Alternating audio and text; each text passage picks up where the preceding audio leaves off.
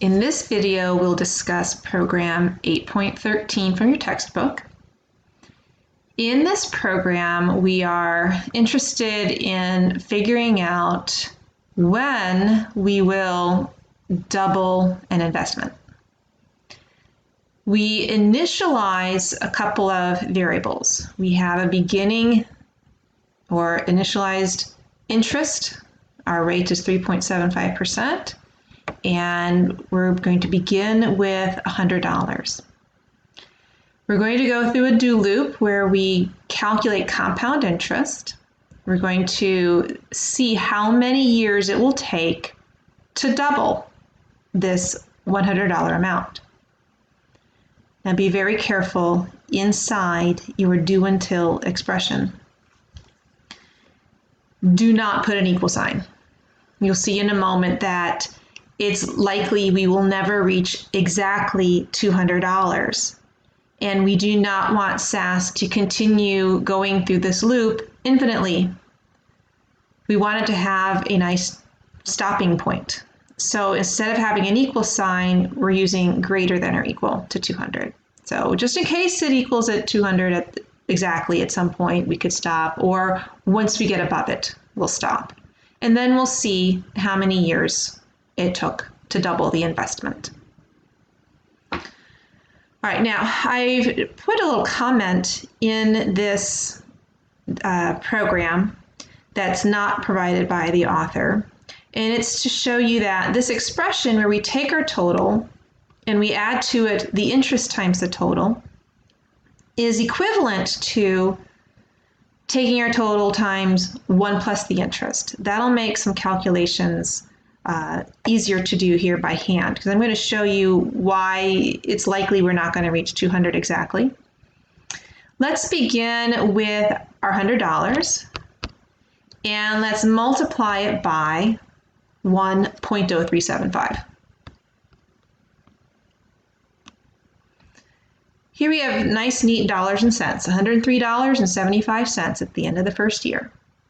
We'll take that amount of money and we will multiply by our interest again, times 1.0375. Okay, I have more decimal points listed here. We're at $107.64 plus a little fraction. Let's go through the loop again.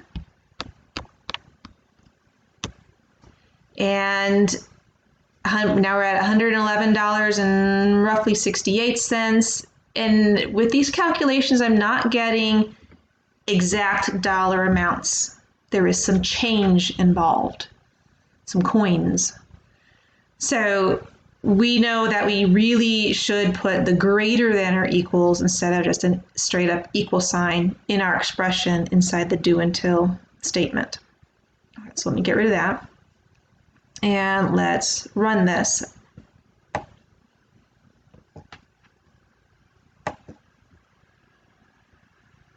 In our printout here, we see the total that we get, and these should match those first few calculations that I showed you with the calculator and the years. And we stop at this value, $201.27, because that's finally an expression or an amount that's bigger than the $200 that we were interested in. And we see it took 19 years to double that investment.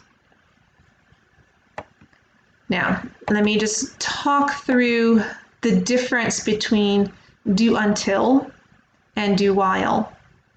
Here we have do until. Our total was not 200.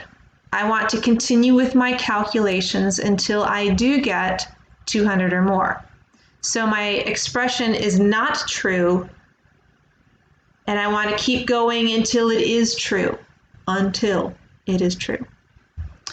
I could have a different scenario where I wanted to do some iterations while something remained true and then stop when it was no longer true, and that would be an example of a do while statement.